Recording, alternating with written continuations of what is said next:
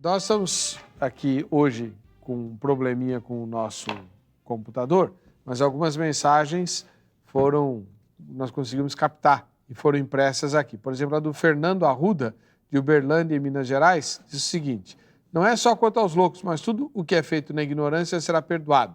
Assim a questão poderia ser: o louco seria um ignorante ou não? Boa pergunta. Para o senhor responder, doutor. O louco realmente não sabe o que está fazendo? Porque, aliás, muita gente falou isso, né? Ele foi um surto psicótico, ele matou os 2 amigos dele. Tá bom, mas ele soube fugir, ele soube enganar a polícia nos bloqueios, tanto é que tiveram que atirar nele para prendê-lo, né? Você viu que o carro estava com várias perfurações de bala, quando ele estava tentando atravessar a fronteira. Então, o louco sabe ou não sabe o que está fazendo? Substituir essa palavra por louco, por psicótico, ou seja, o indivíduo que está com contato, o entendimento da realidade prejudicado. Então, o senhor nota que essas atitudes que ele tomou foram amplamente desorganizadas, porque se ele quisesse de fato, de maneira estratégica fugir, provavelmente ele não ia passar por barreira policial. Me parece que ele, inclusive, atirou contra a polícia, sem que a polícia estivesse manifestando qualquer reação em relação a ele. Então, disso tudo, nós notamos que há um comportamento fugitivo, mas amplamente desorganizado, mal planejado. Tanto é que grande parte das pessoas que cometem crime fogem, pastor. E no caso dele, ele não conseguiu sucesso. Mais uma vez, mostrando que há uma desarmonia daquele que era o planejamento de fuga. Tudo bem, tá legal. Então, vou refazer a pergunta. Se eu estou num surto e eu tiro a vida de 2 pessoas, mas não sei o que eu estou fazendo, eu fico por ali. Não fui eu que fiz, não sei o que aconteceu. Por que ele não ficou? Uma interpretação lógica imediata colocaria esta como sendo a única atitude do indivíduo que não entendeu a realidade, ficar no local. Só porque esta é uma delas e várias outras, como esta de sair do ambiente de maneira desorganizada. Então, o que eu fico preocupado novamente, pastor, é da ideia do 880. Ou o indivíduo é amplamente 100% prejudicado, ou ele é totalmente entendedor da realidade. Existe entre esses extremos uma condição intermediária. Inclusive, a própria lei coloca, e o nosso doutor Cavalheiro pode ainda complementar, da condição do semi-imputável, que é aquele indivíduo que no momento do ato, ele não tinha capacidade de entender ou de controlar-se, parcialmente prejudicada. Então, nesta percepção, nesta pergunta que, se de fato ele era incapaz de entender, ele deveria, após o crime, ali ter permanecido, é uma das possibilidades, mas não é a única. Então, estaríamos fazendo para o comportamento humano o entendimento de extremos, de 880. Enquanto existe entre o 8 e 80, diferentes manifestações psíquicas. É que a gente quase não sabe nada a respeito do doença mental, né? Isso é um fato. O que é um semi-imputável, doutor? O doutor Heude definiu bem, é aquela pessoa que ela tem um parcial entendimento. Ela não tem o total entendimento. Então, na análise que o expert, que o psiquiatra faz, ele define que ele não tem como se determinar completamente, mas ele tem um resquício, ele tem um pequeno entendimento. Assim, se for um semi-imputável, vai receber uma pena diminuída. A pena dele ela é diminuída exatamente porque ele vai ser mais encaminhado para tratamento do que para a restrição da liberdade. Não adianta nós ficarmos restringindo a liberdade da pessoa quando ela não tem como se autodeterminar. Então, é o que comumente a gente chama de periférico, que me parece não é um termo técnico. Mas o periférico, ele está no limite. Ele sabe alguma coisa. E, pelo que eu estudei, pode ser uma condição definitiva, total, permanente dele, como pode ser uma questão de momento. Uma situação que leva a agir daquele modo. O que é importante é que cada pessoa vai ter necessidade de ter o seu tratamento. Certo. E temos que pensar na solução.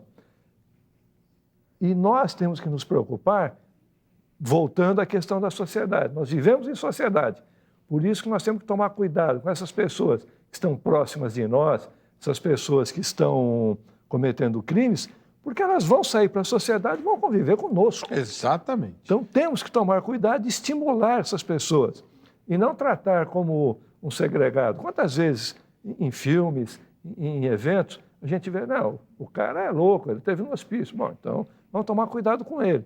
Vamos tomar cuidado para que ele tenha um bom tratamento. Nesse aspecto, sim, e não segregar. Vamos chamar. Sabe, como professor em curso de bacharelado, tive experiência de ter alunos que tinham problemas, alunos que demonstravam problemas. E, embora não fosse a minha função, levei muitas vezes o assunto para reunião de professores, etc. Nós estamos vendo as coisas acontecerem e nós não tomamos cuidado com essas pessoas. E depois? Depois ele pode matar, roubar alguém próximo de nós, atacar alguma pessoa próxima.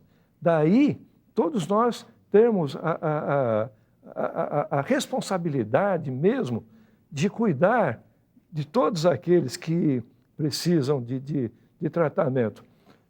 Vou até dizer para o doutor, a psicologia foi a minha primeira paixão. Era um curso que eu gostaria de ter feito. Agradeço um teste vocacional maravilhoso que me encaminhou para a magistratura, onde eu tenho a oportunidade de, no direito, trabalhar com pessoas e ter uma boa visão dos fatos. Mas eu me importo realmente muito com a pessoa. E até, tem uma observação do senhor no começo, pastor, se o senhor me permite, o senhor falou, mulher é complicada. Não é que a mulher é complicada, é que o homem não trata direito a mulher. Então a mulher passa a ser complicada. Aí a mulher é colocada de lado, não é bem vista. Ela tem, com toda certeza, diferenças em relação ao homem, hormonais, sociais. E com isso, muitas vezes ela pode ter um tratamento diferenciado. E durante muito tempo, doutor, corrija se eu estiver errado, os calmantes eram dados para as mulheres. A mulher é uma pessoa complicada, precisa tomar calmante. Ninguém estava querendo saber se ela estava inserida na sociedade ou não. Então, eu não gosto de que fale assim das mulheres, né? As mulheres merecem. É que eu não resisti à piada. Uma atenção. Mas, porque é o seguinte, ele faz parte de um grupo de trabalho para pesquisa da psique feminina. Porque é tão especial que precisa de um grupo especial, né? Os homens não, aí qualquer um entende, né? É mais ou menos isso, né? É isso, pastor. Então, a mulher tem especificidades importantes, como, por exemplo, no ciclo reprodutivo, ou seja, nas fases de gestação, e que as pessoas, de maneira geral, acham que ela fica protegida do adoecimento mental, e não.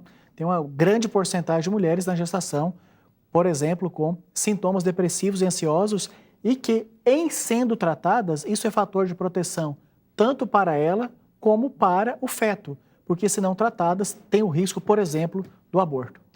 E a questão do estado puerperal, que ela pode matar o próprio filho depois do parto. Nem me fale. E acontece, né? E acontece. Acontece. E ninguém leva a sério isso. E para esconder, não, a criança caiu, morreu acidentalmente. Por quê? Porque as pessoas não têm coragem de assumir que possa ter um problema que mereça ser tratado.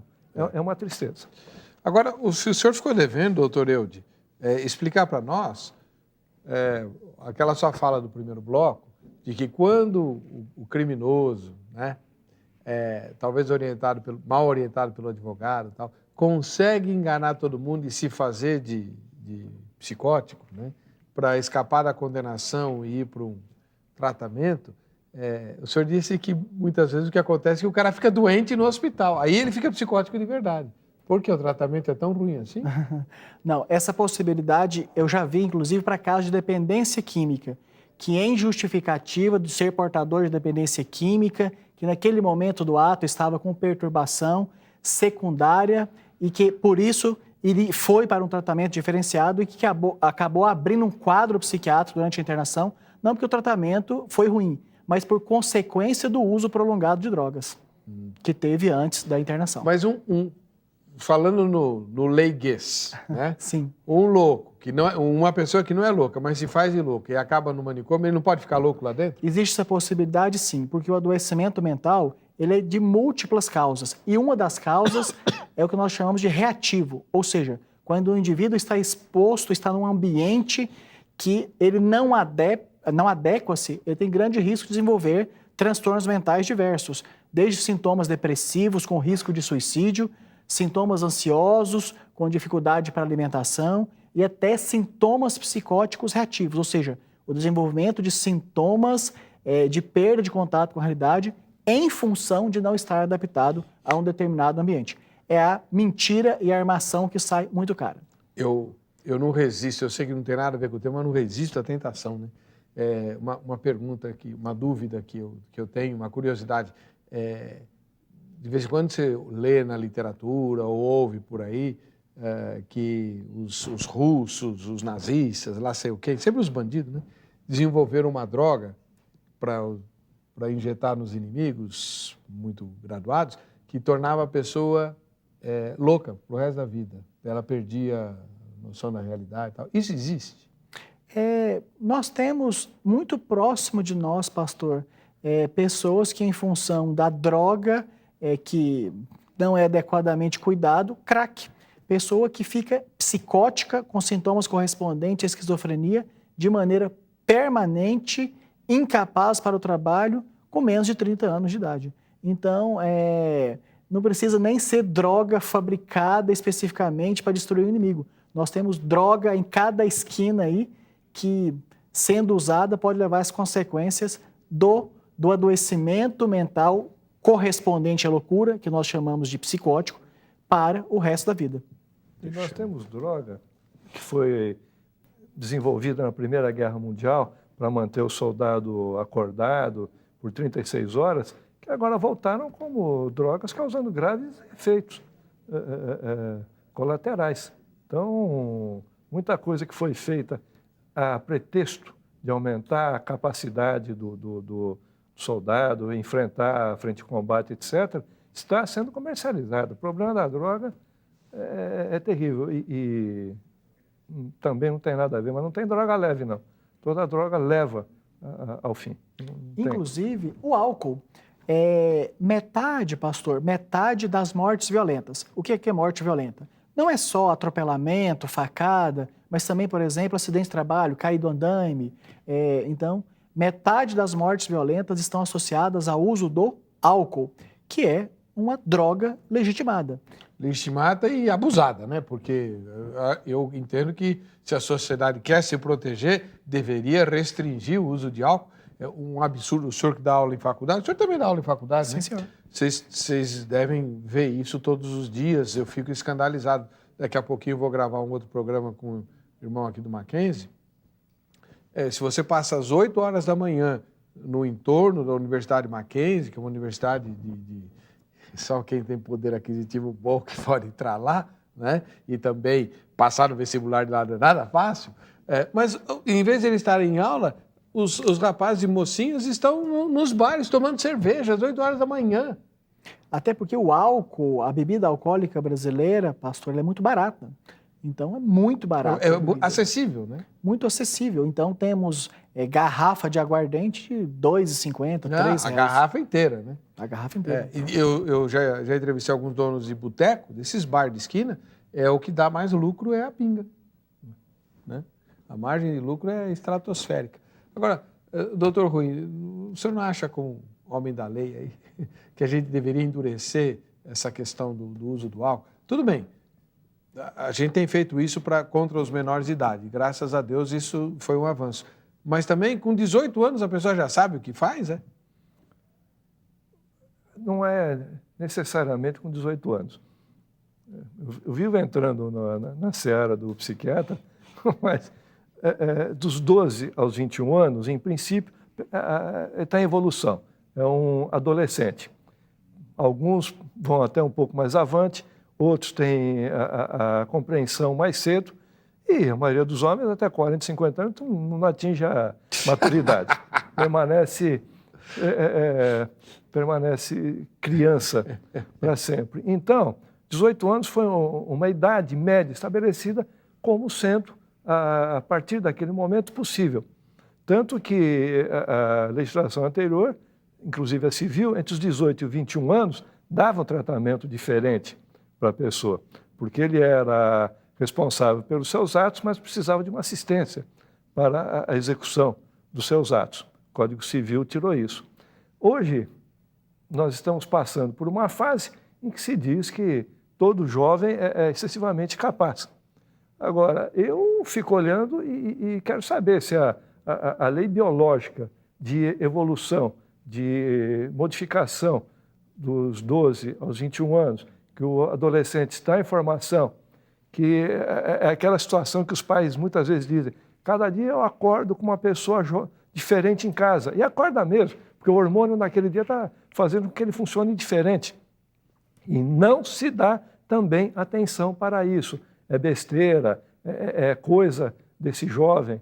Ninguém dá atenção para ter um acompanhamento. Se estipulou 18 anos como a idade média, como uma idade padrão, o que não quer dizer que cada caso devesse ser melhor analisado. Mas na nossa legislação é assim. E se com mais idade demonstrar uma insuficiência, vai ser feito um incidente de insanidade mental para apurar se ele é totalmente capaz ou se ele é parcialmente capaz. E a família precisa assumir o cuidado, a responsabilidade. Desculpe ter interrompido o senhor com a ênfase. É isso. A gente está chegando ao final do programa, mas antes dá tempo de ver rapidinho as entrevistas que a nossa equipe fez, embora a gente já possa imaginar as respostas. Né? O assassino de Glauco será libertado. Loucos podem matar impunemente?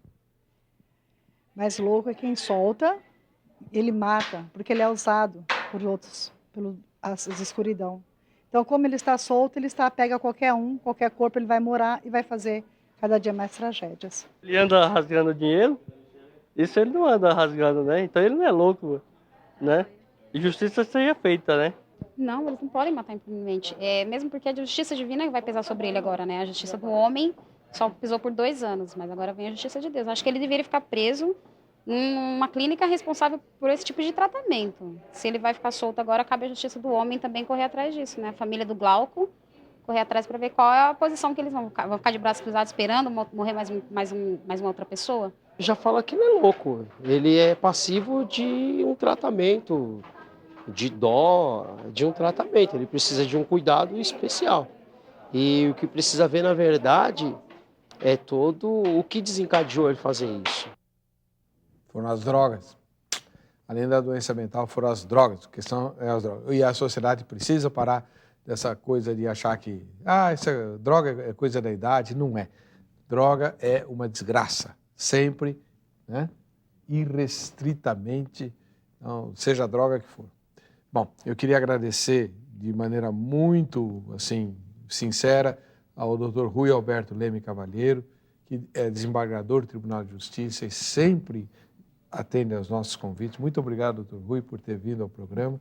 Doutor Eude Lobo Ribeiro, psiquiatra forense, cheio de atividades também, atendeu pela segunda vez o convite que nós fizemos aqui. Espero vê-lo muitas outras vezes antes do senhor me internar. Muito obrigado, pastor. Que é a oração que a minha produtora faz direto, né? Vem um psiquiatra, quem sabe eu me livro daquele chato. Enfim. O senhor não vai me internar, não, né?